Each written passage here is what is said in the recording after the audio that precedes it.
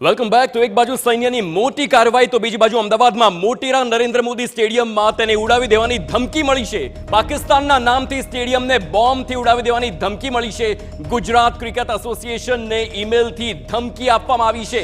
નરેન્દ્ર મોદી સ્ટેડિયમમાં સઘન તપાસની શરૂઆત થઈ ગઈ છે. સ્થાનિક પોલીસ, બોમ્બ સ્ક્વોડ અને ડોગ સ્ક્વોડે પણ આખી જે મામલે છે તે તપાસ શરૂ કરી છે. ઈમેલ અંગે સાયબર ક્રાઇમની પણ તપાસ હાલ શરૂ થઈ ગઈ છે.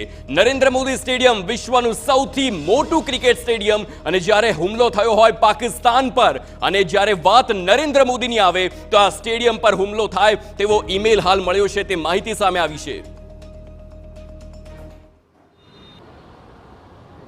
અમદાવાદના મોટેરાના નરેન્દ્ર મોદી સ્ટેડિયમને બોમ્બથી ઉડાવી દેવાની ધમકી મળી છે કે જે પાકિસ્તાનના નામથી જીસીએમાં ઓફિશિયલ ઈમેલ આવ્યો છે કે જે ઈમેલમાં we will blast your stadium કરી જે ઈમેલ છે તે આવ્યો છે.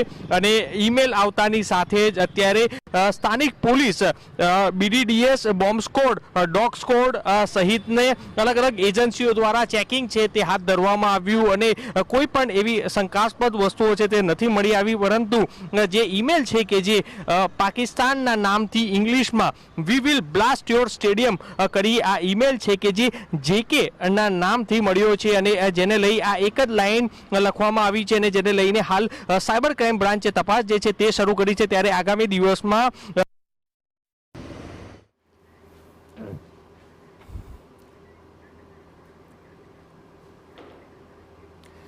તો હાલ જે પ્રમાણેની સ્થિતિ